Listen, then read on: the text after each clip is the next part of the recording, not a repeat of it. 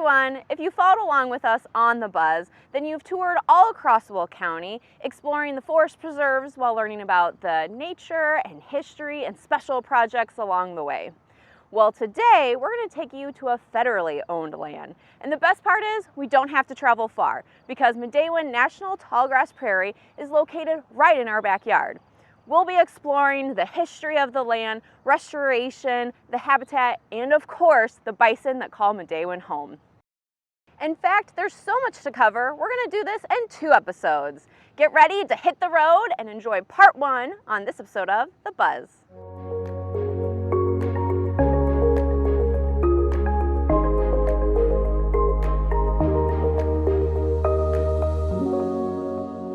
Midewin National Tallgrass Prairie is over 18,000 acres located near Elwood and Wilmington along Illinois Route 53.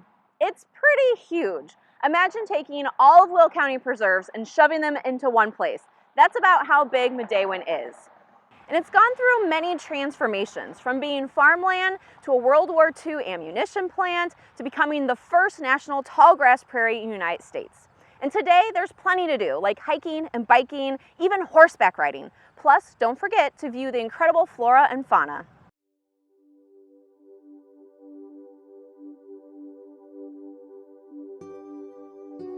Let's start with Midewin. Where did this name come from? Okay, so the Midewin is a Potawatomi word, and it means Grand Medicine Society. Okay, and they were and are still in existence in many of the Anishinaabe people. Okay, so they are a healing force within the Potawatomi, and their goal is to create balance in the Potawatomi society. So in wanting to heal the land here, we consulted with the Potawatomi in 1995 and 1996 to see if it was okay. We didn't just appropriate the name. And so that's why we have Midewin. What a nice, restoring name for a beautiful place like this where you can get all that energy still today. Now let's talk more about those Native Americans. Who all called this place home?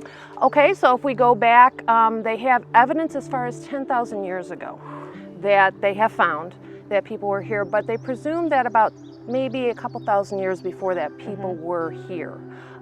There are over 100 sites that show that people were here. Currently, they have done work with Notre Dame on one site. The people there, they don't even have a name for them.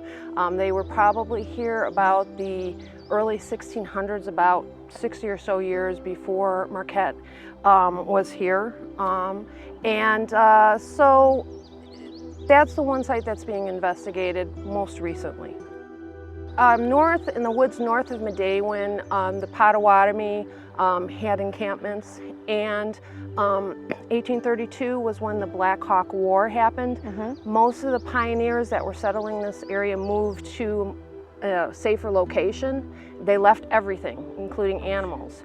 And the Potawatomi at that time with Chief Shabanaw were very friendly, and their animals were taken care of while they were gone. Some of them were gone for weeks, some of them were gone for months, and not, this was in the summer that this happened, and we're not back until spring planting. So their animals were taken care of while they were gone. So I think that's a pretty... What kind of animals were left behind? Are we talking dogs, or we're talking cattle? We're talking anything, cattle, sheep, sheep, pigs, horses, whatever livestock they had. So they were taken care of. Excellent.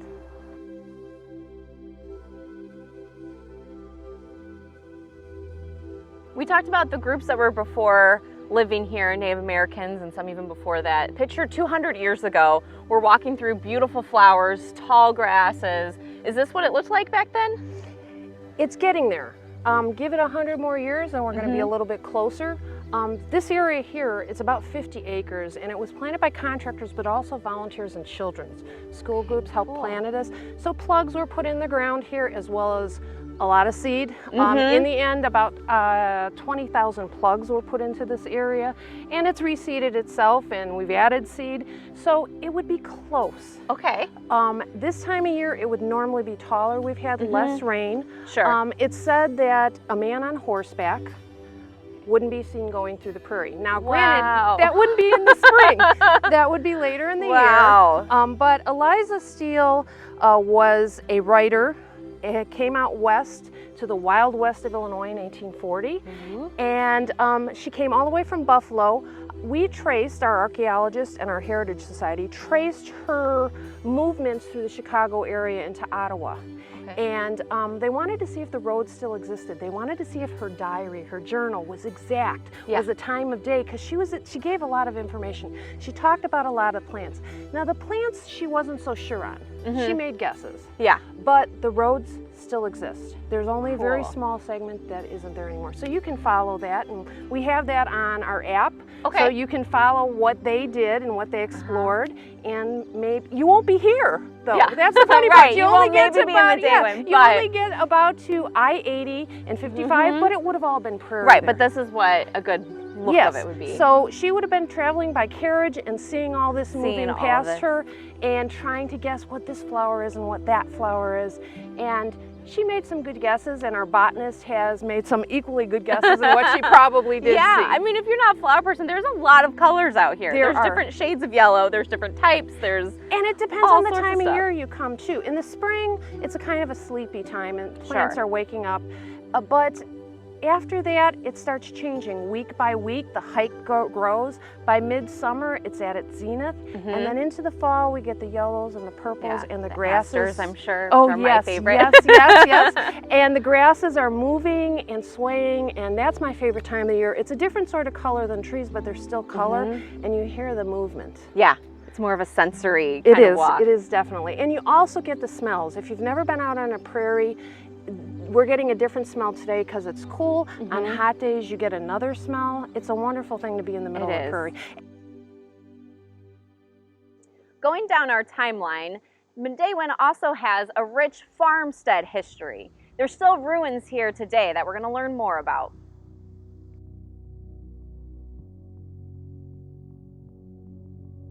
Siobhan kind of talked us through the Native Americans and what it looked like on the land when they were here, and now we've kind of ushered in this new era with farmsteads. Can you kind of give us a picture of what that might have looked like? Yeah, well, it probably would have been prairie out here. These trees wouldn't have been present. And I picture standing like right here and seeing wagons coming in from the east, you know, always heading further and further west. And we're at one of these historical sites. What was this used to be? This farmstead was owned by, his name was Elias Reed. He was the son of Charles Reed, who was considered the father of Joliet. It was a farmstead. There's a house here. We have a barn over this way and all the other outbuildings. So who lived here before the property then turned to the arsenal? The Schumacher family leased this property from the early 1920s up until 1940 when the arsenal came in. A couple of the children still come out here to give tours. They're in their 90s. You know. It's a fascinating talk. And when the arsenal came to town, did they have to move, or how did that work out? Did they just sign it over? Yes, they had. Everyone had to leave the area, given up to like 90 days. And in some instances, including this particular farmstead, the house was actually picked up and moved further south. And then there's other sites too. I hear there's cemeteries here. Yes, we have like 6 cemeteries on this. Are these sites open to the public? A couple of them are open to the public, but most of them are in off-limit areas, still owned by the Army. This doesn't look like much, but it comes with a story. Yes, they did have a dairy operation here. They'd milk the cows, they'd bring the milk out and put it in here. And it had a windmill constantly pumping cool water over the milk, keeping it cool until the truck picked it up. So it looks like we're on just a grass trail, but there's more to it than just being a trail. It was an old town road? Yeah, this used to be a township road. It was actually Blodgett Road. Jackson Township on the north side, Florence Township on the south side. Let's take a moment for a commercial break, but when we get back, we'll learn more about Midewin.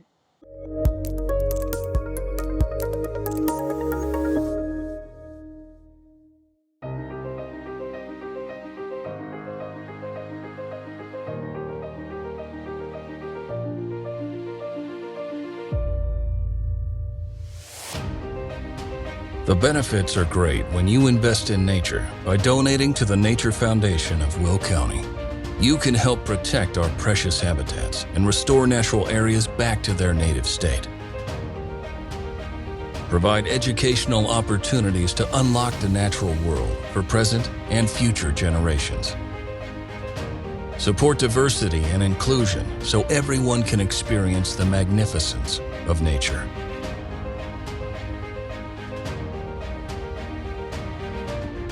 The Nature Foundation works hand in hand with the Forest Preserve District of Will County to strengthen the commitment to land stewardship, nature education, wellness, cooperation, and sustainability. Donations large and small make a lasting and significant positive impact on the environment. Invest in nature and join our growing community. Support the cause at willcountynature.org.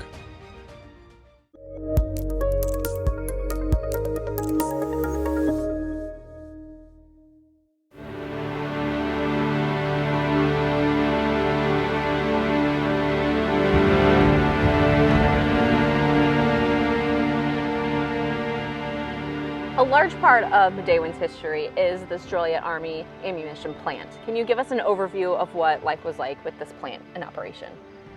Well, it all began in 1940 when the Army came in, the government came in and started buying the property. And a total of roughly 450 property owners were affected. The arsenal actually covered approximately 40,000 acres, which is like 60 square miles. And it cost like $50 million to build, and it was all done in 10 months, which is incredible. That is. The arsenal was divided into two separate sections, separated by Route 53, which was Route 66 back in the day.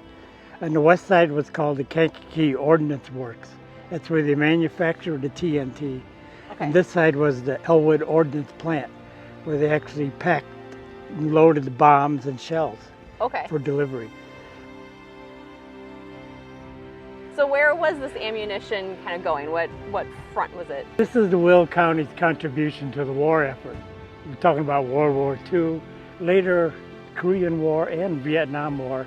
And how many people worked at the plant? I believe the maximum during World War II was around 25,000. That's a lot of folks.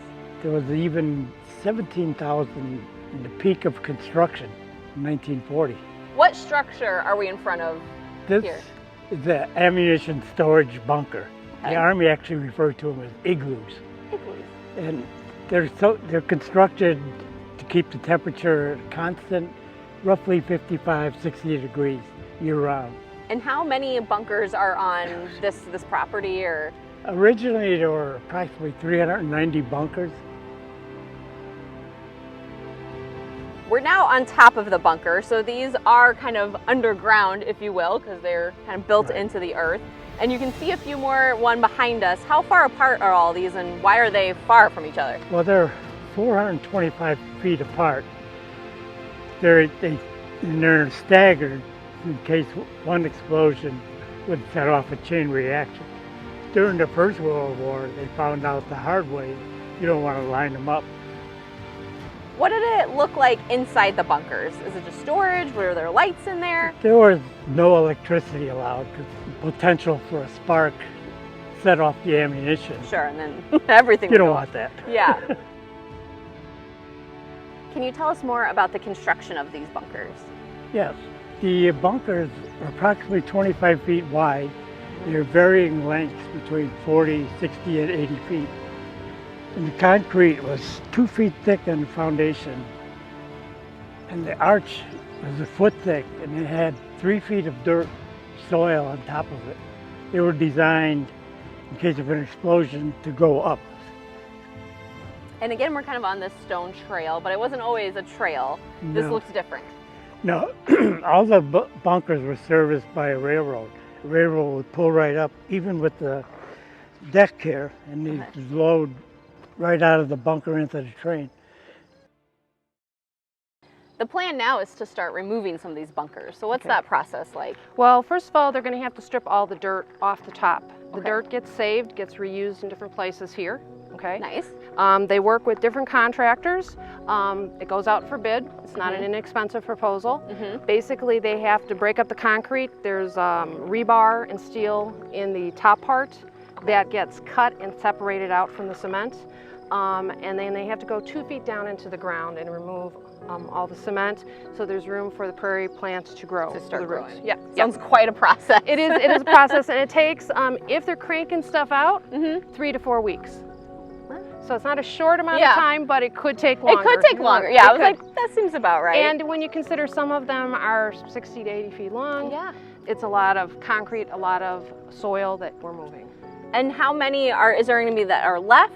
Or they're all going? So that's always up for debate. Yeah, I'm sure. But the idea is to restore the land to prairie. So there will be a few left for history's sake that we can interpret, but most of them will probably be removed. Good. We're here at a statue that's in memorial for the explosion that happened at the arsenal plant. Can you tell us some more about that explosion? Yeah, it was about 3 a.m. June 5th, 1942. They were loading boxcars with anti-tank mines, and somewhere inside the building a fuse was detonated. And a couple seconds later the detonation carried over to all the anti-tank mines in the rail cars, and everything exploded. Wow. And well, there was 48 people were killed. Well, actually 36 were actually identified, 12 were missing. And it's like 65 people injured in the blast.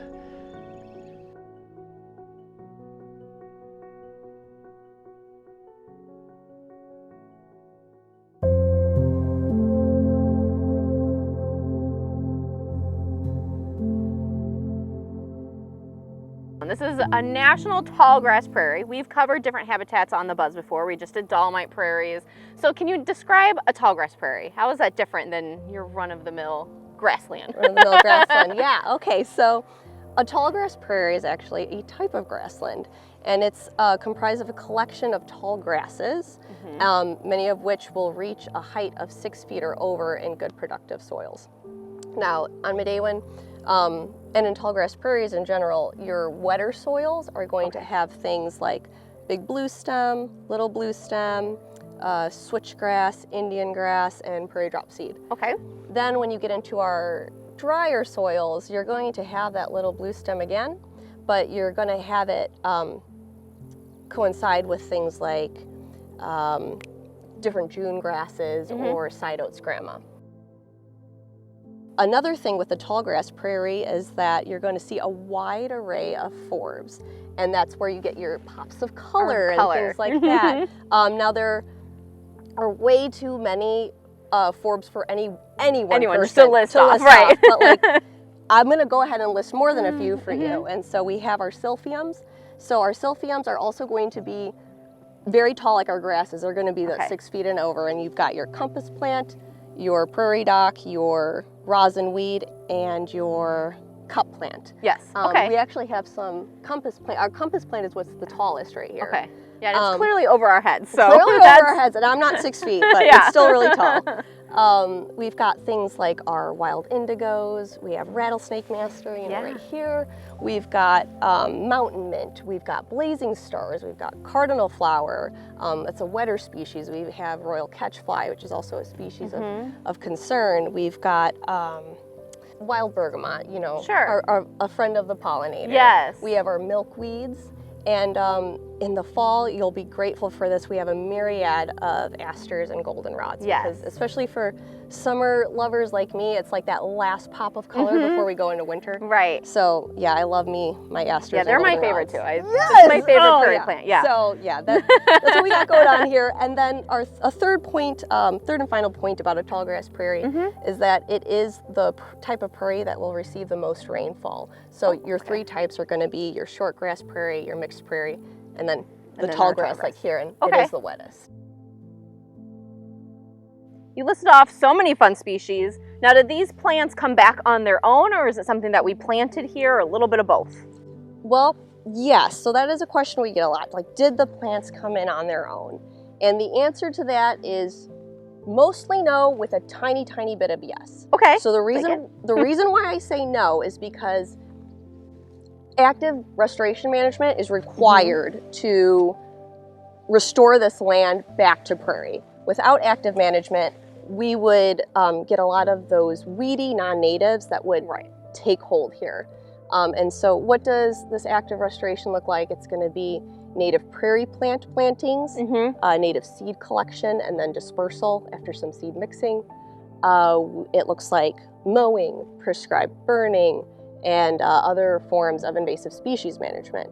Now, the reason why I said there's a tiny little bit of yes is because under the soil is this magical thing called a seed bank. I was going to say, is it the seed bank? Is there things hiding under there? Okay. So sometimes with the active management, we're disturbing the land in the right conditions where we will get some of those seeds to be exposed, they germinate and they bloom. And then a surprise. We get a surprise back. plant, yes. So when in some of our restorations, we're like, oh, look at this prairie plant we just got, and it wasn't in our plantings, it wasn't in our seed dispersal, and so, I mean, it could have migrated in a different way, but it's also likely that it comes from the seed bank.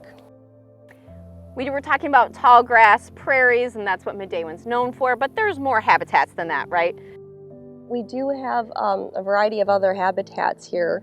For example, we have many wetlands, so, you know, marshes, things like that. We have, and wet prairies. We have the Dolomite Prairie, which is the one of the rarest natural communities in North America. We also have a sand prairie, which is our sand ridge restoration. We have our riparian areas. We have various types of grassland habitat that wouldn't technically be a prairie. And we also have small amounts of woodland habitat as well that not many people know about. No, I did not know. So you have a little bit of everything. We do. Midday was a little bit of everything, you know, it's good. So with all this biodiversity, of course, more biodiversity and plants bring more animals and wildlife, and I hear Midewin is quite a hot spot for birds. You want to give us kind of an overview of what I think is one of your favorite things, is birding. Yes, well, animals in general are my favorite thing, but there are so many birds here. It's a birder's paradise.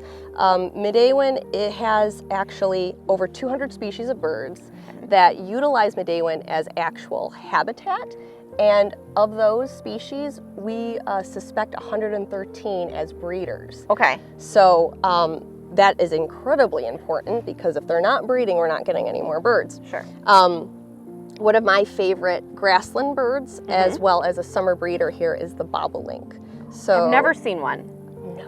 I know. Oh I my haven't. gosh, We need to find one. Call one in. Oh, I can't call one in, and I'll tell you why I can't call it in. Please so do. This is one of my favorite birds, and next year come back in June. Okay, I will. So it's the breeding male that makes the song, and they just sound like a very happy bird, but the sound to me is unique because it sounds like a happy robot. Okay. So if you can imagine the happiest robot in existence. But I feel like you need to do it for us. Oh, I can't. It's like, you can't. I'd have to play it for you because it's just mechanical. It's mechanical, but high-pitched and very just flighty and, you know, like does that. Like energizing. Energizing. So you instantly get happy. I've had like ornithologists when we do our grass and bird surveys.